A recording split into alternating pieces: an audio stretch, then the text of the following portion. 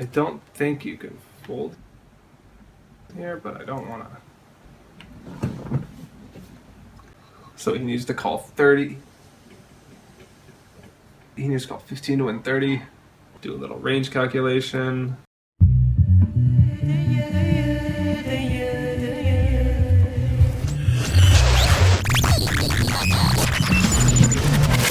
Hey guys, it's Alec Torelli. Welcome back to the Hand of the Day. We're moving to Monday and Wednesdays now. I'm going to have my show twice a week, so I just thought I would let you guys know. Thank you so much for all your comments and feedback. I've been loving doing these videos for you guys. So today's hand comes from Robert. He's playing a WPT 500K tournament. Let me take you to a place I know you wanna go. It's a good life. Early levels, he's really deep stacked. He's got 150 big blinds, 1,500 blinds. And bet you just don't say no. And middle position, regular average player limps for 100, and the cutoff makes it 500. Robert opts to call here on the button. And I think that's a fine play. I think it's okay with 150 big blinds to call here on the button, especially if you have to have a few assumptions though, and I want to make sure that you're calling for the right reasons.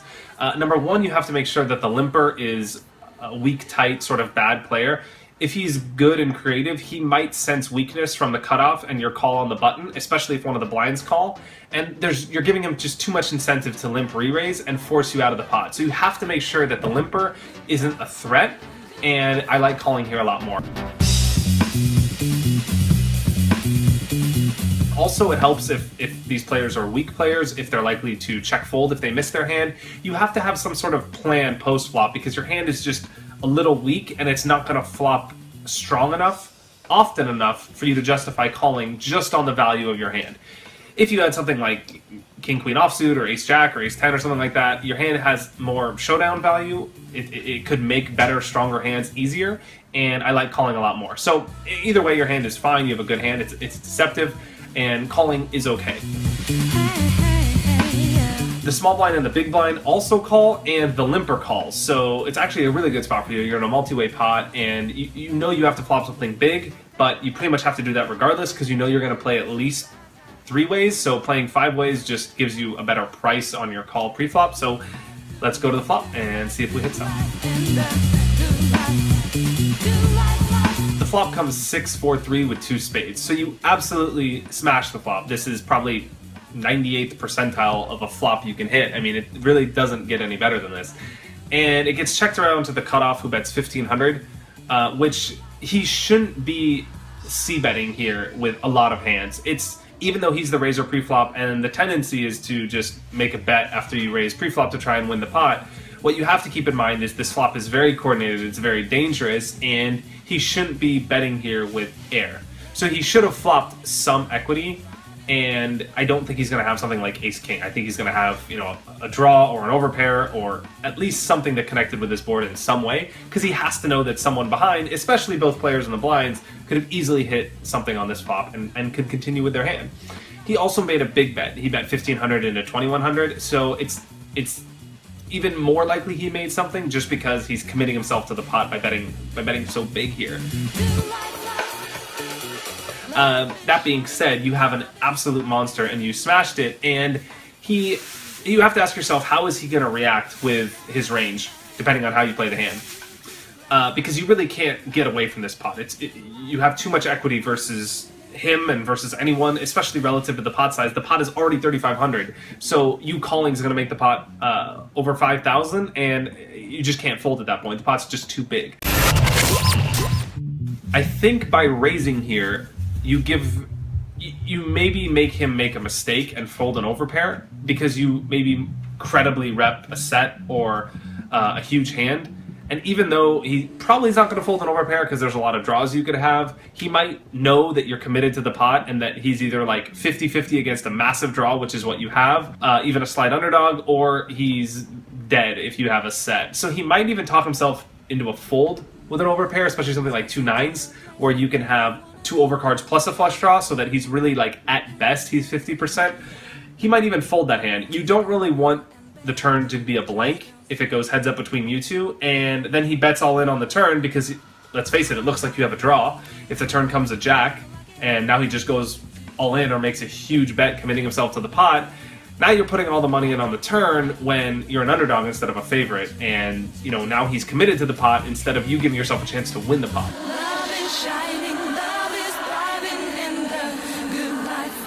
So I think raising just gives you so many more chances to win the pot, and you also don't want, what's really important about this too, is you don't want one of the other 3 players in the hand to continue with a flush draw that's higher than yours. So you don't really want them in the pot with Jack 10 of spades, for example, and by calling, they might talk themselves into entering the pot somehow. They might check raise all in, or they might call, or whatever it is, but you want them out of the pot.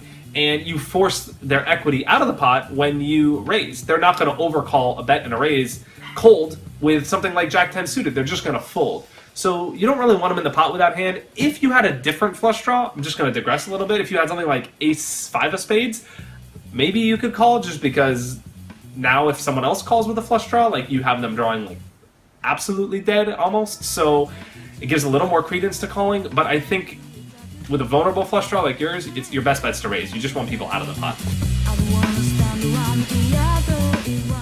So I would go ahead and raise here. You called. I think that's a mistake. It's not a huge mistake because you still have enough equity to call, but I just don't think it's the best way to play the hand.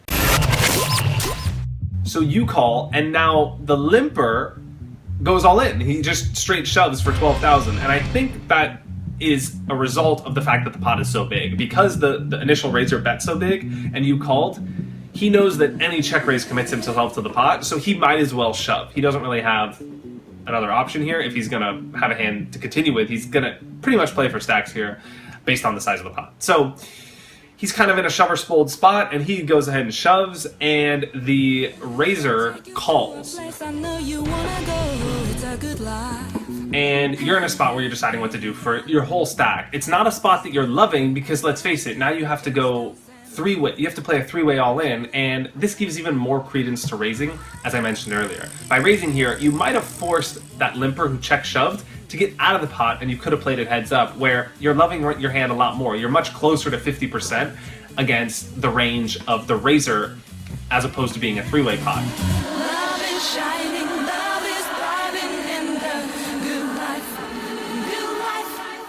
You're in this spot, you have to make a decision.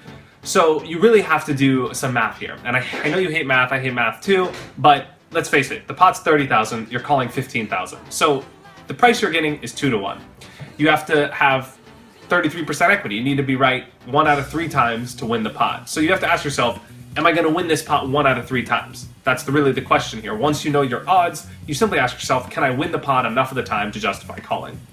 So the answer is yes. Even if your 2 opponents have the best hands they could have, even if one of them has the nuts straight and the other guy has a set, you still have 33% equity. So you're still going to win the pot 1 out of 3 times when you're in your worst case scenario. If you add in all the other possible hands they could have, maybe one of the guys has an overpair and you're not in terrible shape against that hand, or one of the other guys has pocket 7s or something, he check raised all in with 2 7s, you're not in terrible shape against that hand, you're something closer to 40%. You actually might even be the favorite against both of these guys' hands in this situation, as crazy as that seems. Not that you're over 50% to win, but I mean your hand is actually stronger, more likely to win than one or both of the other opponents. Given that you only need 33% equity, and you definitely have that, if not more, you are mathematically justified calling here. Now, there could be some argument that if you are very, very close, if the equity is very, very close, and it's not a huge profitable call or a huge losing call, that you can fold and wait for a better spot, but you have to have a plan here. You can't just fold because you don't know what to do. You have to correctly deduce the situation, understand your odds, understand the odds you need to get to call, figure out the probability of winning when you're up against these 2 different opponents based on the hands they have, and then make a decision from there. So if you went through all that whole step and then you folded because you determined that your chip stack is better preserved and you could find better spots for your chips later, then I could justify it, I could reason with it. But if you just folded because you didn't want to gamble, then you made a mathematically incorrect fold. So I would say, gambling here is fine. if you are going to fold to preserve your stack, you have to have a few things going for you. Number one, you have to be at a really, really soft table where you're playing against a lot of weaker players that you know you could take advantage of. And that's really, really important. It has to be easy for you to chip up and win chips without showdown, without risking your whole stack. And you have to be really certain of that. Otherwise, you're giving up too big of a mathematical edge. Another thing to say is that if your table is breaking soon, and the tournament isn't really, really soft overall, and you're going to get moved tables, then you really can't be sure that you're going to have this opportunity to exploit your opponents later, because you might get moved to another table. So that's something else to keep in mind that I think is overlooked too often. The third thing I want to say is that if this hand were a cash game, this is an absolute clear call. Because you're not worried about preserving your chip stack or lasting longer or getting to the final table or making the money, your only concern is making the mathematically most correct decision in this moment. In a cash game, this is a clear call because, of course, you can rebuy, and in a tournament, you can't. So there's a little bit of the differences for you between cash games and tournaments, which, because this is a tournament, this is the only way I could see possibly justifying a fold here. But again, you should be raising the flop and not even putting yourself in this spot to begin with. And I think that's going to give you a better chance of winning the pot overall to begin with.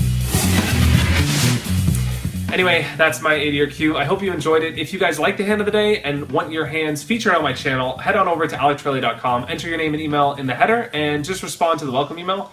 Shoot me your hands, and I do read all the emails, I read all the comments. I do my best to respond to every single one, but I can't promise you that all your hands will be on the show. I'll select the best ones, and I'll put them on here, and you'll see them on here soon.